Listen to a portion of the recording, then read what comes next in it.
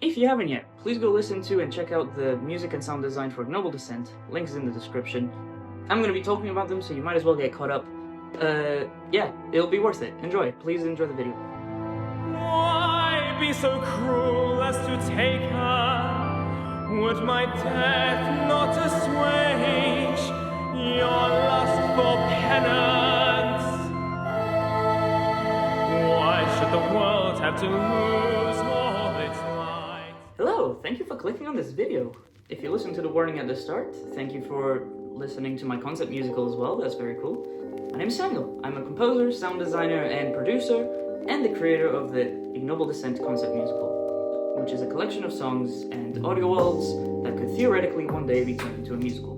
It's also what I want to talk about in this video. That's right, I'm not just going to be a composer, I'm going to be a video essay YouTuber, yay! I'll be discussing the story and characters of the musical, do some analysis on the music and sounds, and also discuss a little bit about the behind the scenes and my process for making this all work. Also, apologies, but the project was mostly audio, so I don't really have a lot of visuals to go with everything I'm talking about, but I'll do my best for the sake of the video. Ignoble Descent is the project I submitted for my FMP, so final major project in my third year of uni. We had to deliver 30 minutes of sound work, music or otherwise, and I thought, hey, I've always been a theater kid, why not make a musical? This was a great idea, and it never backfired, ever. This project took around 5 months to complete, plus some extra time that I had in the past working on some initial concepts and ideas. The way this musical came about was basically I had a bunch of things that I already thought about, and I basically just mashed them all together. For example, I liked the idea of doing a Greek mythology thing, and I thought Orpheus and Eurydice was a cool story, and I had some instrumentations and harmonies that I was already thinking about and wanted to put it together. So yeah, that's how the project kind of started.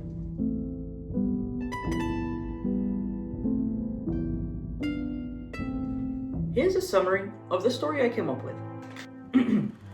We meet Igris, a protagonist in a funeral. From listening around to comments from the crowd, we can pick out that a woman has died.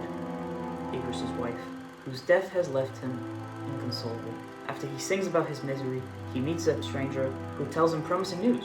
Epate, a woman who on the surface appears empathetic and charitable towards Igris, she tells him there's a witch who's been known to travel into the underworld, and that she also has a lost loved one that she would like to find. Upon hearing this, Igris is compelled to go, asking the stranger to lead the way. Before they head off, Epate has an aside with the god of death, whom she appears to have made a deal with, to lead Igris into the underworld so death can finally get him.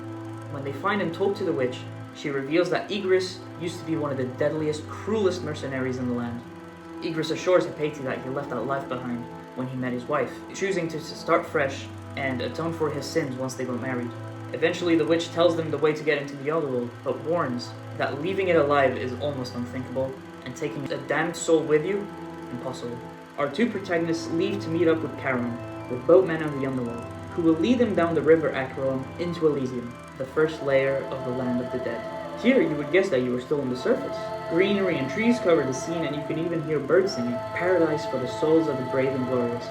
In this place, they encounter the souls of soldiers Igris brutally defeated in battle. Epate takes the opportunity to confront him about his past, saying that him moving on and atoning does nothing for the souls that he's already sent down here. Igris cannot cope with the guilt and runs ahead into the next layer of the underworld. Asphodel, a grassy meadow that feels grey and lifeless, a limbo for the souls of the unremarkable.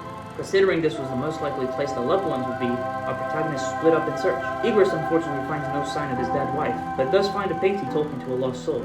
He can't hear what they're saying, but he can see that she's visibly upset, and she runs off. He chases her down and asks if that was the person she was trying to find. She says she doesn't want to talk about it and that they should just go into the next layer, the abyss, Tartarus. They find a precipice leading it down into the pit of hell, and as Igris is finally having some second thoughts about the whole ordeal, Epate pushes him down. Igris begs Epate to help him, but this is when she reveals that all along, she was leading him here so she could get revenge for her husband, whom Igris brutally murdered when his band invaded her village. As he falls, her deal with death is complete, but after asking to be brought back to the surface, death maniacally reminds her, leaving the underworld alive is impossible. And that's where the story ends off. If I was going to produce this into a more complete musical, I have some ideas of where the story could go from here. But hey, if you have some ideas of what you think should happen, let me know in the comments, maybe. Hey,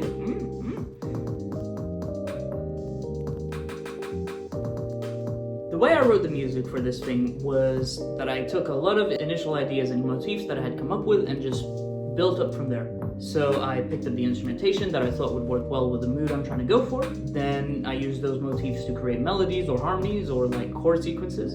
And then once I built everything up like that, it was finally time to add the lyrics. Hopefully it wasn't too painfully obvious that this was my first time writing lyrics. And oh boy, was it really difficult. It's not like it was because I couldn't get it done. I actually quite enjoyed the process of poetically describing the narrative through the characters and like coming up with fancy ways to say things. I find that kind of fun. But it was really time consuming. I mean, considering I had deadlines that I needed to stay on top of, maybe I could have timed everything better if I had more experience, but you know, whose fault is that really? It was kind of stressful. I think it turned out okay though, but it was acceptable. I also want to say that the big reason why I chose to do so many of my pieces in string quartet was because my uni provided the opportunity to record with the Royal Academy of Music's Idalia Quartet, which is very cool and an opportunity I didn't want to waste. Now, I won't go into musical analysis of specific songs, maybe in a later video, but there are some ideas that I had to keep in mind for writing the music for this thing. So first, there was a kind of recurring idea of thirds, not just the musical interval, but also the number. There's 3 layers of the underworld, the melodies and harmonies move in thirds a lot, there's 3 chord loops everywhere, maybe some songs are in 3/4, 6/8, I don't know. Also, because the musical is a descent, a lot of the melodies are descending, and some musical ideas about descending are constantly seen throughout. For example, and the other thing I made is leitmotifs. In one of the leitmotifs, Epetes, it's the Dies Irae, which, like in the footsteps of the great and late Stephen Sondheim, I used to foreshadow the fact that Epetes turns evil in the end. So, a descending idea that's just very dark and ominous. Get it? Because she turns evil. Whatever. But those were just some of the ideas I came up with. Maybe I'll do something else to explain some more in-depth analysis of the songs. Now, you might think that sound design is a bit weird for a musical. I mean, musicals do sometimes have a little bit of sound in the background, but dedicating a whole section to it is pretty strange. Why did I do that? Well, I needed to show my flexibility. I'm not deluded enough to think that some bigwig in the industry is gonna find this thing and then hire me on the spot so I can start writing something. So I need to keep my options open. I'm thinking maybe the games industry or the film industry can have a look at this and think, oh, we could get this guy as well, not just for music, but also for sound. Or maybe one or the other. And that's why I felt the need to include some sound design. And honestly, I like it. It's pretty fun. I'm not that bad at it. And that's why I made a soundscape. Some interesting details I added was that for each area of the underworld / the story, I had some of the music that was in its corresponding song. For example, in the funeral scene, I added the church organ that you can hear in the song His Eulogy, which kind of connects both thematically and also adds a little bit of texture to the sound design. I also added a lot of voice acting, which was my first time directing. Had never had experience doing that, but it was actually kind of fun. I know what I want, and I know what I want it to sound like, so that's why I do it. So I just needed to tell everyone that I was working with, mostly my friends, what I needed to do. Good for you. You get to live a new life.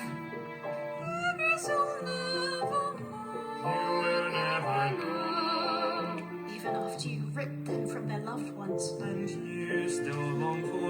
Also, I originally wasn't going to add narration to these sections, but I kind of realized that without anyone explaining what you're listening to, each soundscape can sound kind of abstract because there's no visuals to go with them. You kind of just have to guess from listening. So I got my friend George, great musician, check out his stuff, I'll leave a link, to record some narration for me, and his voice sounds crisp enough that made it work. I've got my posters there. Oh, sorry. Hello, George Turvey, composer, the voice actor. What don't you do? Anything you want to shout out before we start?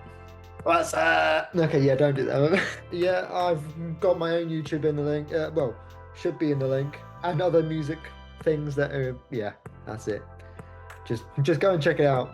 So, my first question, since you're primarily behind the scenes kind of guy, how is it being at the forefront for once? So you're normally a composer, but now you're like the voice of the sound. Well, I mean, it's different for one, because you're there, like, you know that you're at the front, and you're like, ha, because I'm normally at the back, and it's kind of like nice. I can just relax a bit more and just be there and kind of take it all in and let the people at the front do all the work. You know what I mean? It's just a bit more stressful. But other than that, it was a really good chance of being at the front of a project for once. So Yay. pretty good all round. How was it like having to do different kinds of voices and trying to act different from what you normally sound like? It was very fun, I have to say. It was Nice. very, very fun. Like, because I normally just do a bunch of voices anyway, just for a laugh, just to do as like a joke, and like doing it seriously and trying to attempt to do voice acting. Well, I did.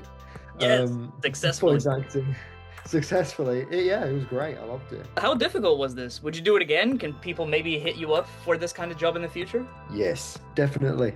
Would definitely do it again in a heartbeat. Like if someone asked if they wanted a certain voice, and I'd be like, yeah, I can do that. Definitely. All right. That concludes my questions. Thank you very much. Brilliant. There we Great go. success to you in your future endeavors.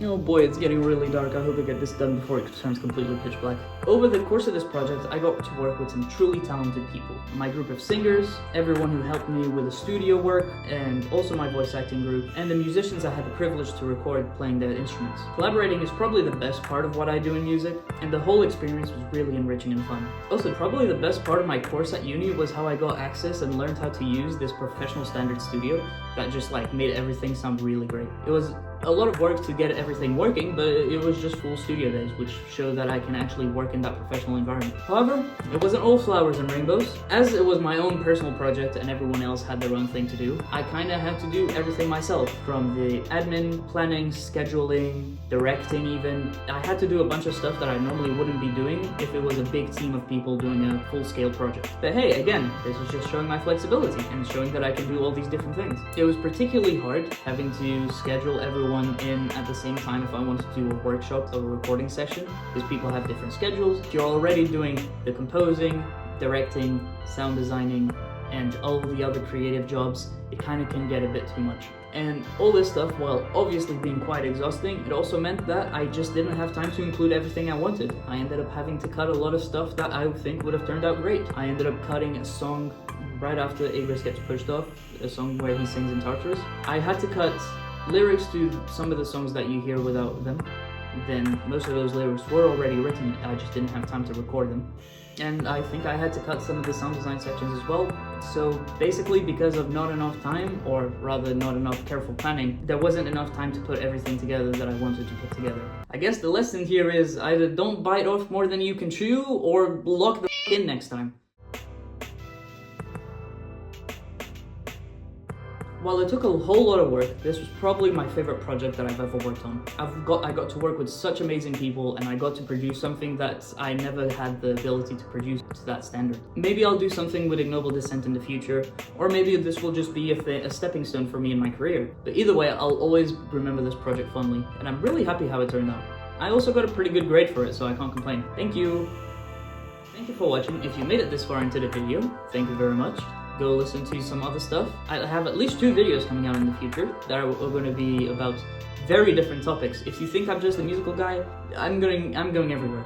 I'll also leave links to the pages for everyone that I've worked with so that you can go check out this stuff. Thank you for watching. Go away now. Bye.